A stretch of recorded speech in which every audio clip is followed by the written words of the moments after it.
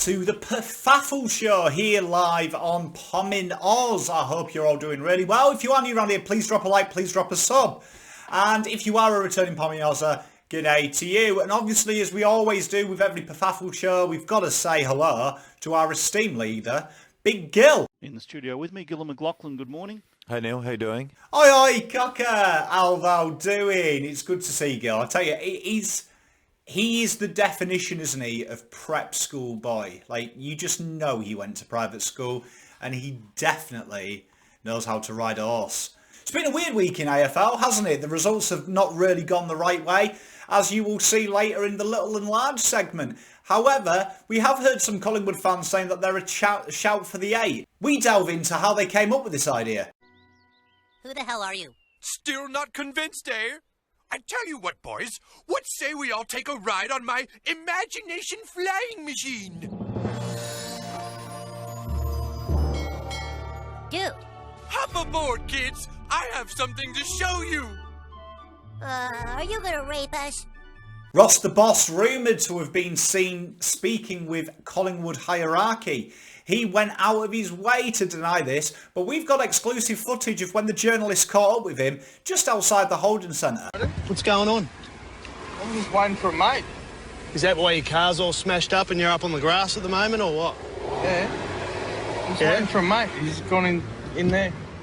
Why?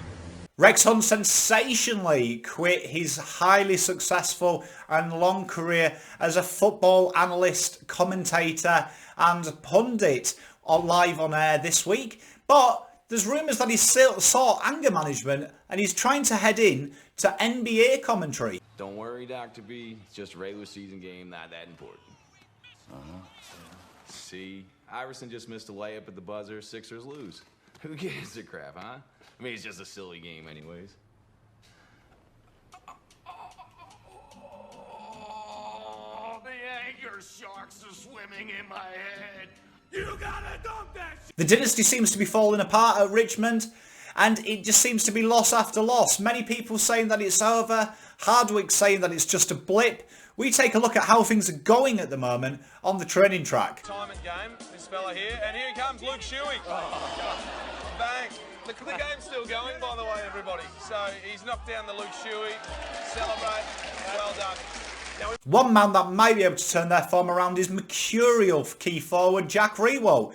Jack Rewalt has a plan for this week. Let's have a look at what his plan is. Confidence is high. Repeat, confidence is high. Sherman is moving to DEFCON 2. Full strategic arsenal, ready for deployment. It's been a weird old week, hasn't it, in football, and nothing quite seems normal. And now that COVID's coming back as well, I'd imagine them uncertainties become even more. But one thing that is always certain is press conferences and the daft questions that they get asked. But this week in AFL school, they try and tell us how them questions come about.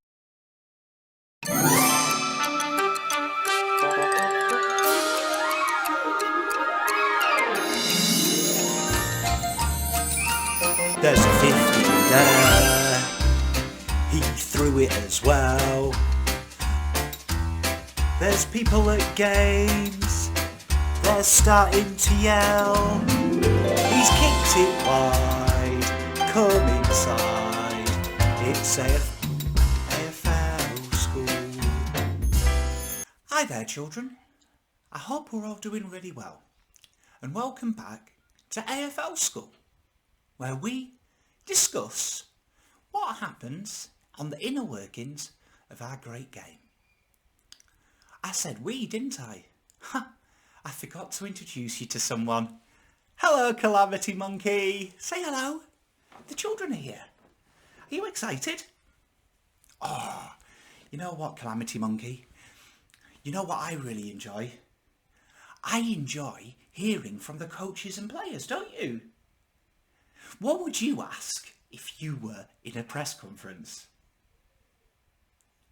You'd ask, what tactics are they using? What else would you ask? That's a very good one, isn't it, as well? You'd ask about reasonings for player selection. But you know what's funny, Calamity Monkey? People don't want to know that. If you're in the press conference, It's really important, you see, to ask inane, objective questions, such as, how are you doing? Did you enjoy that win? Because the art of the AFL and all of the media isn't so we know more information or get the answers to our questions.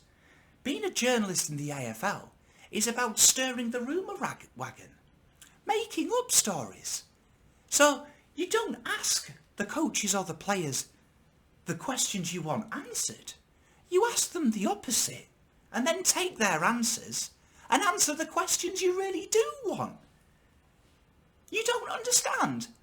Okay, so if you lost, say if you're Richmond and you're Dimmer, I might ask you, do you think you can get your way out of this? And how would you answer? Good answer. You would say yes, you're confident that it'll be better than it's ever been before. Okay, well then I take your sound bite, but I ask a question. Is your new partner better than your wife? And I just add that over the top. And then we have a sensational story. Remember, it's not lying if you're paid to do it. The other beautiful thing is you ask someone a question if they're going to take a job, and then you just disregard the answer and say yes. Because no one wants to hear no, they want to hear a chance. Do you understand now, Calamity Monkey? Yeah, the AFL media is completely corrupt. It's just like a big story time, like when you and me have a story before bed. You're tired now? Oh, well, it's night time for you as well. Say goodbye to the children, and I hope that helps. Bye-bye. Well, I mean, it's good that Calamity Monkey has understood, because I feel like it's a lot clearer now. I watch the AFL media too as well, and sometimes I just feel like, is this the truth? But it's good to see how the process works. So, I mean, it's always good for us. Up now, though, we like a bit of fact. But what about in the realms of spirituality? We caught up with Mystic Pom, who's going to give us his prediction for all things football this week.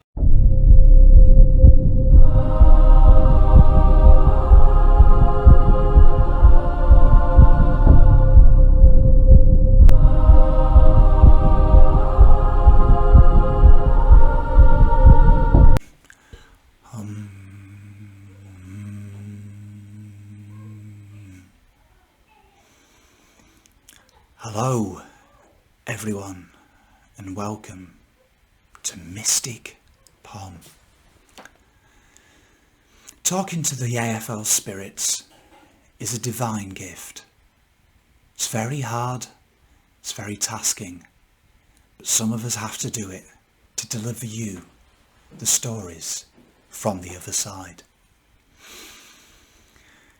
Breathe in and breathe out.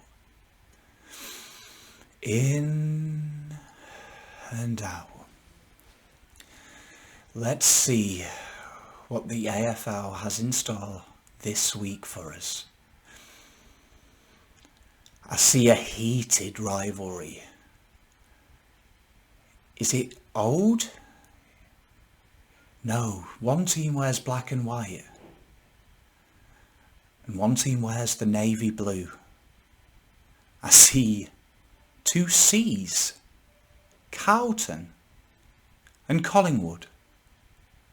I see one of the teams crying because another team has a heritage Guernsey like theirs, but it's not quite theirs, and it's also in a different state. Also, hundreds of teams wear black and white around the world. I'm not too sure if this is real, or if this is just a metaphor, because it seems so unlikely to be real. I see in the morning, though, a bright light for the blue team. I see Adonis-like muscles, chiseled features, strong jawline and floppy hair. I see a number 30. I see the most dynamic an athletic forward I've ever seen. Is this the second coming? I see a knee that's almost brand new. I see 4 goals. I see a cheeky wink and a smile. I see biceps. I see flexing. I see hope. Charlie is coming. Are you ready?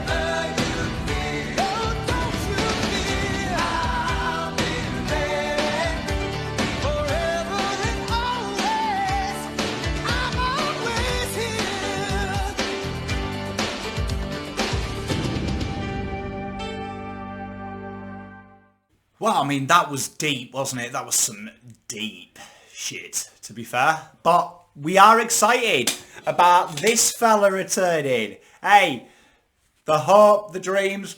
I love my Charlie, and I can't wait to see him back out there. And on behalf of Pommy and Oz, we wish him the very best, because he is a jet.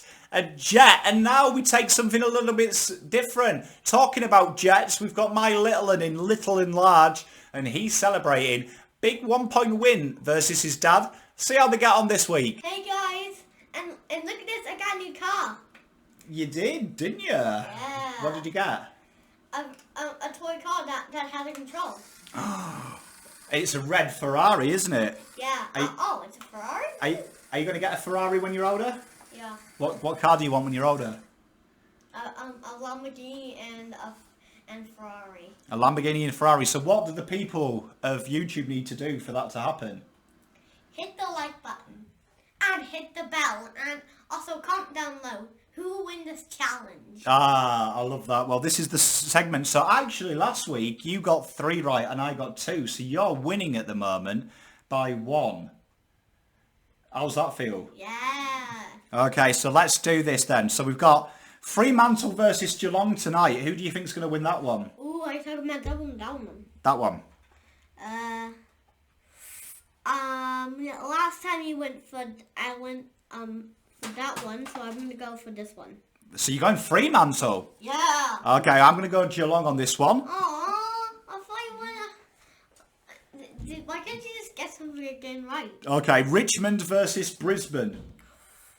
I'm going Richmond. Richmond? Yeah. Okay, I'm going to go Richmond with you too. Yeah. Okay, GWS or Sydney Swans? Sydney, which one do you think is right? I think Sydney Swans. I'm going Sydney Swans then. Okay. Is it because you've got the lead? If you go the same as me, you'll win? Yeah. I like it. Gold Coast Suns or the Western Bulldogs? Western Bulldogs. Yeah, I agree with you. I'm going to go with the Bulldogs. Melbourne or Hawthorn? Melbourne. Melbourne too, yeah, I'm going to agree with you. St Kilda Mummies team or Port Adelaide? I love Mummy's team, so I'm going to go for Mummy. St Kilda. Oh, I might go Port, just so Mum's sad. Aww. I'm only joking. I hope she's not sad, but I am going to go Port. North Melbourne versus Essendon. Ooh. This one. Essendon. Yeah. Good choice. Collingwood Magpies or Carlton Football Club? Oh, I'm definitely going Carlton with you. Carlton, I agree with you. And last one, Adelaide Crows or West Coast Eagles? I know which one's right. Last time you got some right, so I'm going to go for... Eagles? Yeah. Okay, I'm going to pick the Crows on that one. So that's us. You're still winning. And looks like you get to name your prize, whatever you want at the end of this, if you win this. What are you going to ask for? 3 toys. 3 toys? Yeah. What toys? A toy car. And... Wait, I need to guess what's meant. And a bean bag. A bean bag? And a toy. And another toy. I know. I want one of these. Oh, Charlie Kerner. Yeah. Okay, good choice. Well, that's the prizes on offer. We'll see you next time. Say bye. Bye. Hope you. He's so awesome. I've got to say, like, honestly, I know I'm a dad, but he's grouse, man. He's grouse. He's so much fun to be around, and he loves doing this. So I wish him the well. If I'm going to lose, I don't mind losing to my own spawn, do I? And now what we're going to do is we're going to take a bit of a PFAFL recap with a special guest this week who is doing that for us. Let's take a look. McPhee's.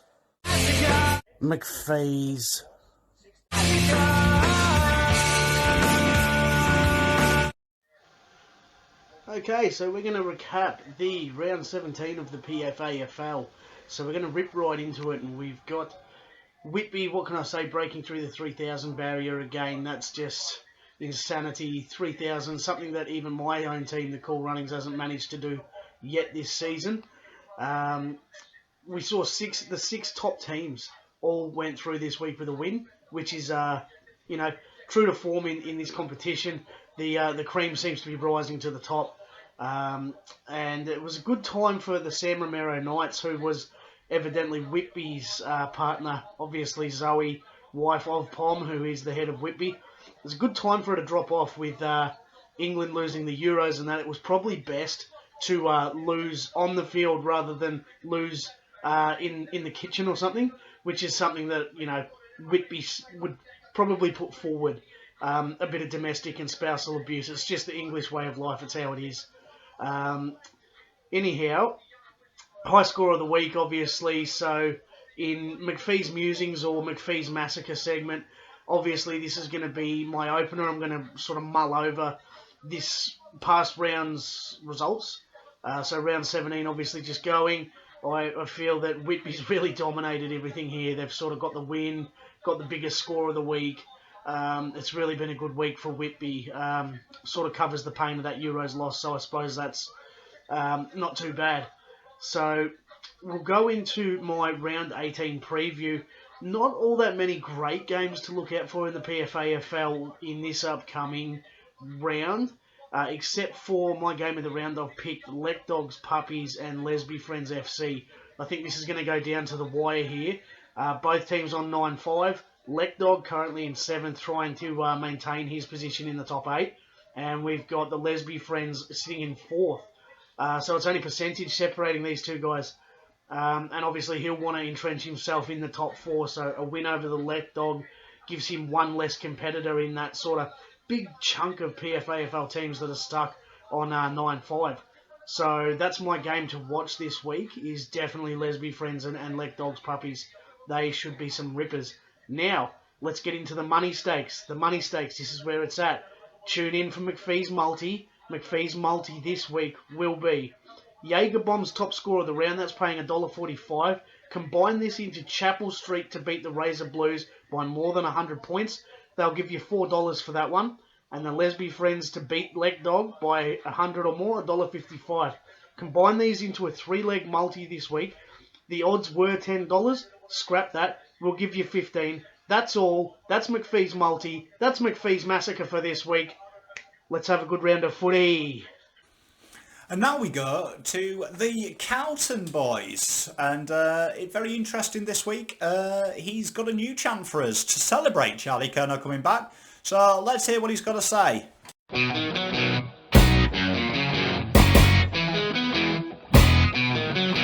Carlton boys, lace the boots and corduroy. Right then, how's it going, geezers? It didn't quite come home. But don't worry, because when the dogs are home alone, I'm going to give it a bone. And I've got one for you. The great prodigal son returns, doesn't he? Big Charlie Kerner. So, what I've done in honour of that is I thought I'd get all you munchers a nice little classic song to sing on the terraces to let them know he's returned. So here we go.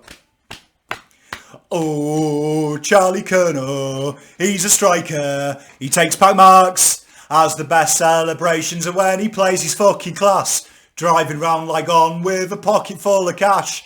Can't be stopped because he knows he is the best. Whether at home or away, he knows he is the best. Slipped on tiles, but he did it all in style. Doesn't give a fuck cause he did it all for laughs. Runs back to his house with a pocket full of cash. Oh, Charlie Kerner. So get that song at the VFL this weekend against Collingwood if they don't lock us down. He's a bundle of energy, isn't he? I mean, I think the more I do that segment, the more we learn a lot about me, don't we, really?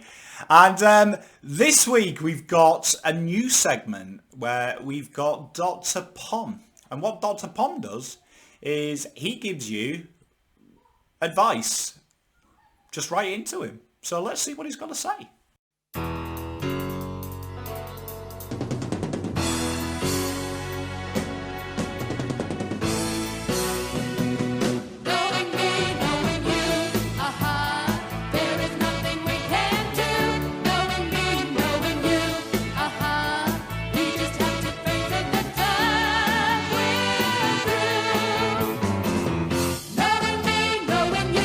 Dr. Pom. I'm Dr. Pom. And what we aim to do here is you can write in and I'll try and answer your questions as best as I can. So we've got one here from Colin. And he writes, Dr. Pom, I really want to comment on football, but I'm always scared of the feedback that I might get because some of my comments are a little bit outlandish. So what I like to do is create a fake account or a burner. Not quite sure what that is. And then what I like to do is just comment inane things just to stir the pot. I also like to PM people abuse and threats of violence for no other reason than it's fun. Sometimes I've even PM'd players abuse because I failed on my multi. What do you think I should do? That's an interesting one, that, Colin. Because genuinely what a fake profile shows is that you literally have actually, you're almost insect-like because they don't have any spine or vertebra. So could be a medical condition that you might want to get yourself checked out, maybe get an x-ray. But what I would suggest to you is you take your computer or your electrical device and find them all and get them into the back of your car and drive and find a place where someone might not have one and donate them because you have got a symptom. Boys, I'm recording! Because the symptoms that you're showing at the moment are conducive with a condition called complete meltitis, which there is no cure, unfortunately. It's not terminal, but it stays with you all the time. So It's the same type of people as well that have joint Facebook accounts as well. It's a form of meltitis. So I definitely, if that happens, come off the internet. Social media is not for you. Please write in with your questions. I hope that helped, and I'll see you next time. Goodbye. And we finish as we always do with a ball bag of the week. And this one is an interesting one. So let's go and take a look. Oh, have a look at this, Gadji. What a complete ball bag. Well, we're looking at 1892 this year, and that is what ball bag of the week is. Yeah, I've given it to a year. Now, 1892 was kind of an interesting year as well, because there's a few things that we could actually throw in there, right? Shredded wheat is there in 1892. Another thing is tractors, because fuck me farmers, man. Fuck me farmers. I mean, they're probably a future segment of ball bag of the week, because they're just annoying, aren't they? I mean, Jesus, just annoying. But something else happened in 1892. I'll tell you what, it's quite important, this. Collingwood Football Club were founded. What the fuck was going... Like, what was going on in 1892 that some melts for, you know what, we should shred wheat, to, what about having a big car that goes 2 kilometres an hour, and why don't we make that shit show? Like, 1892, gas year already, isn't it? I mean, already... I mean, even without the Collingwood, 1892 was going fairly shithouse, wasn't it? It was going fairly shithouse. What a weird year. What a weird year. Because Collingwood just represent everything that I love about the game, but I also hate about the game. Because there's something about them, isn't there? I can't tell you how much I hate them. It's like a very coarse soul. It's like a coarse soul. It's like being chiseled, you know, in your own fabric. You know, when you really like someone as well and they tell you that they're a Collingwood fan, you feel it, don't you? It's like them uh-oh moments in life. I always say in a relationship, you have that uh-oh moment in a relationship where you kind of see the beginning and the end, but until you break up, you don't realise that was the end. Do you know what I mean? Like, I remember one girl asked me who the Prime Minister of Yorkshire was, and I was having a dinner, and I was like, looking back, yeah, that was the fucking end. Because that was probably one of the stupidest things I've ever heard. Second only to saying you support Collingwood. What a shit show. Ball bag of the week, 1892. Shit year. Just wipe that off. Like, we should go 1891, 1893. Because also I believe Liverpool were established there as well. So, I mean, that's two things we can just scrub off straight away if we do that. So, ball bag of the week, 1892. Fuck you, 1892. You melt. That's all we've got time for this week. Thank you very much for joining me. It's a pleasure. It's a lot of fun to do. Remember, it is a bit of fun. So please, it's not a phallus. Don't take it so hard. It's a bit of fun. And I'll see you next time. Pop out.